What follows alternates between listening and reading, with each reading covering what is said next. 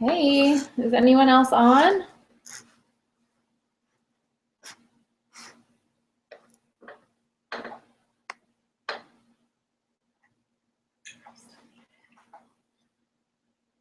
No. I muted myself. Hey, is anyone else on? Okay.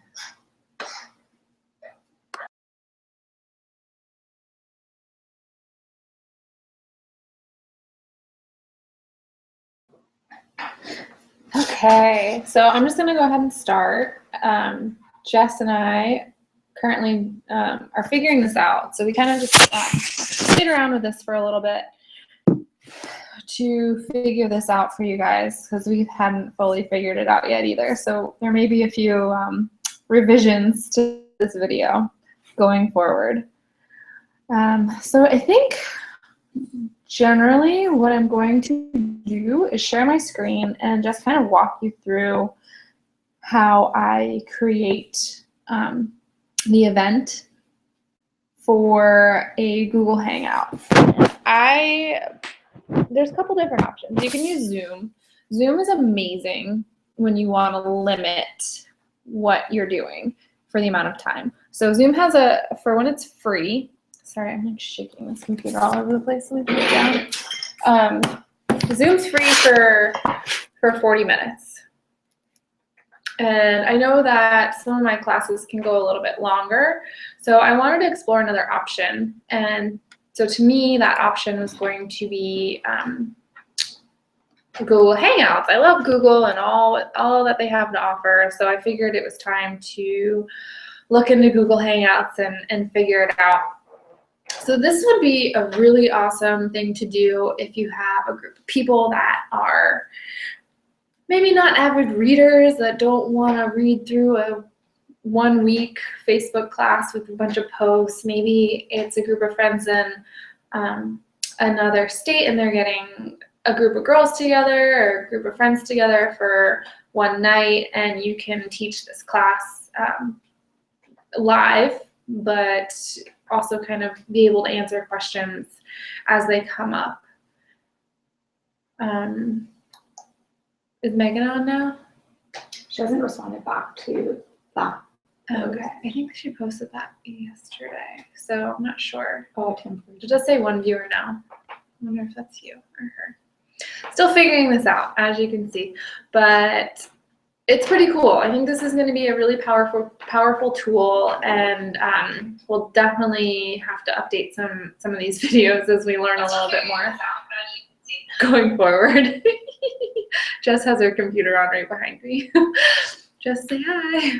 Hi. Okay, so what I am going to do is share my screen. So let me remember how to do that. Entire screen. Ooh, that's gonna be, okay. So the first thing I would do is, if you're a Facebook person, create an event. And we all, I think, know how to do that. So you just go to your events on Facebook, create an event. You can upload a picture. You can use any of the pictures that I have if anyone feels so inclined to use them. Event name, always keep it short, simple. Essential Oils 101, location. If this is going to be at a friend's house where you're doing this live, go ahead and work with her to make sure that we have the correct location, the date and time, obviously, in a description. And I think Ange has some pretty good class descriptions in her business toolkit. So if you guys need help finding that, let me know. But I always try to keep the descriptions short and sweet and make sure that people that are attending are really gonna get value out of this. So you go ahead and create it. I always make it private, just with compliance. I feel like it's pretty important in case anyone asks any non-compliant compliant questions, that you can kind of field that and direct them to the right resources without it being in a public forum. So you go ahead and create that, and then I'm going to show you how I created this Google Hangout. Hopefully I get it right the first time. So this is my Gmail, right? So I'm going to go here to this little picture on the upper right-hand screen, and where it says Google Plus profile, I'm going to click that.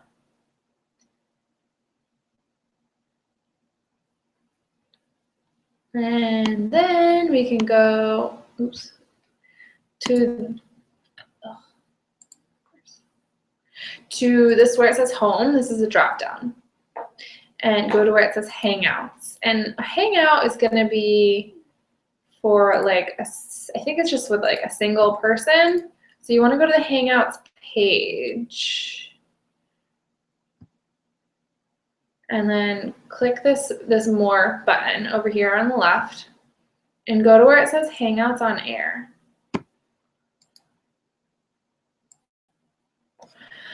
And then you can go here and click Create a Hangout on Air. Give it a name, so Essential Oils 101 with your class description. You can have it start later. Give it a date and a time. I increased this to an hour. If you're going to do a 101, you might want to give it an hour and a half to be able to answer questions. But we can broadcast up to 8 hours, so I'm not sure this actually limits you. Your audience, can make it public, and then, or you can add in specific people if you have their email addresses. So this is another great option. I just made mine public, and you can change the privacy on your YouTube video that this automatically gets uploaded to later on. So you can go ahead and click share.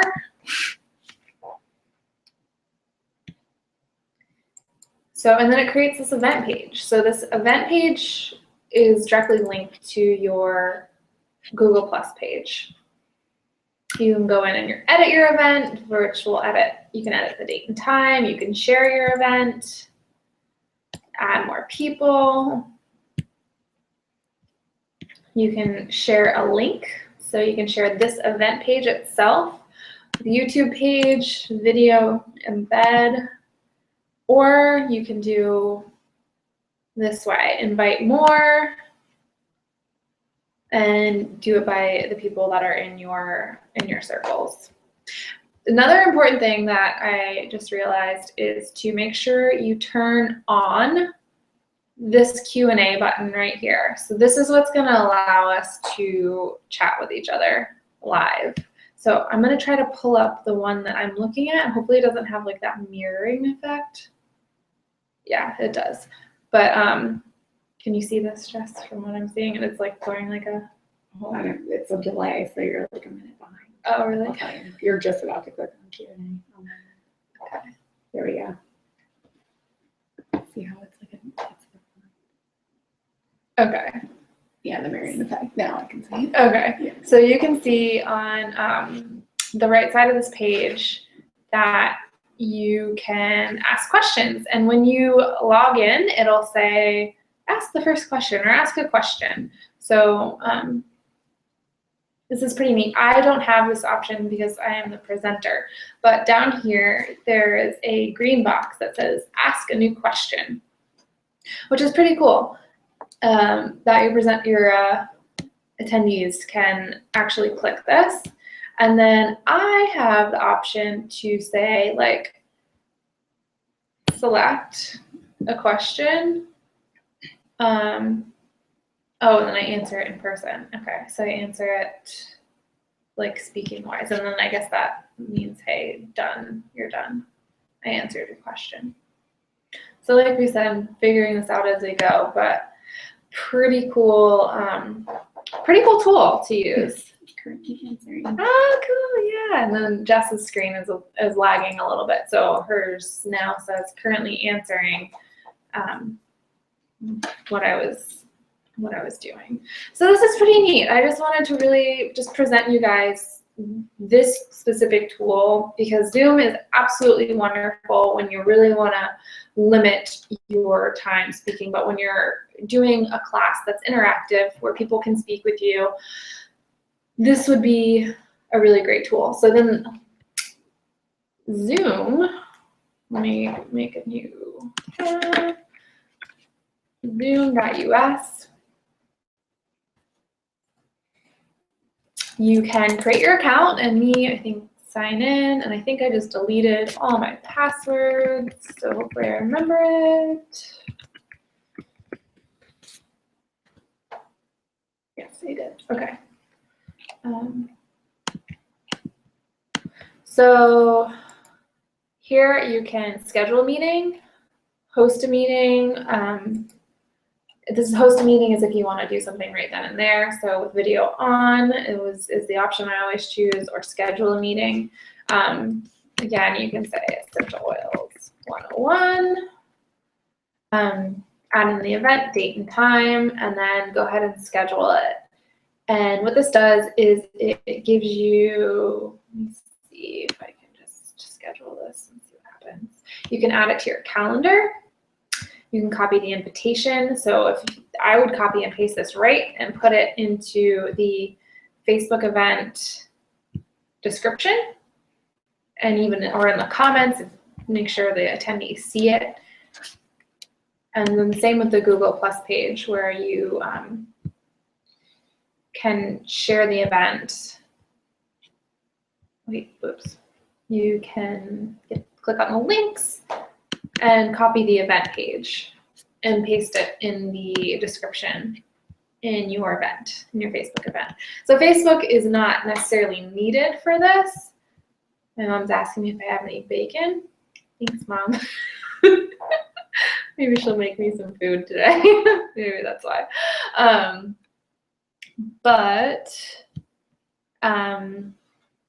Got distracted by bacon. What was I saying? You can copy and paste the links from here. So for the event page, copy and paste the event page and put it into your Facebook event. Yeah, and do you have anything else that I'm forgetting, Jess? Or is it basically it? I figured this would be nice and quick.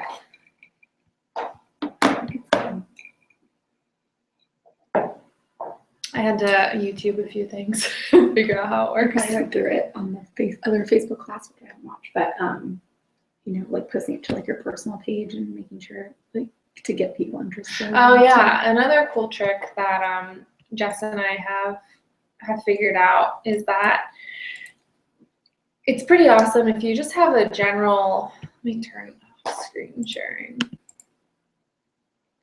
If you have a general class that you're wanting to teach to the public, to see if there's anyone that wants to be invited to your event, create a little post, put a little post up on your own Facebook page or on your own page or in your own group, and just invite people to comment with either their email address or their just a comment, hey, I'm in, and make sure that you're including everyone who wants to be included. That's actually how I started this entire thing, was someone putting a post on Facebook, hey, I'm having a 101 class at my house Thursday, who wants to join? And I was like, I'm in, I want to learn. So you'd be surprised who says yes. So I definitely encourage you to do that. And same with the host. If you're just teaching it and someone else is hosting it, have them do the same thing. Send them a little picture and some wording, inviting their Facebook friends to the class. They may not want to just go in and invite their entire friends list to the class, because you really want to make sure that this class provides value to the people who need it most. So just a suggestion. If they want to invite their whole friends list, that's cool too.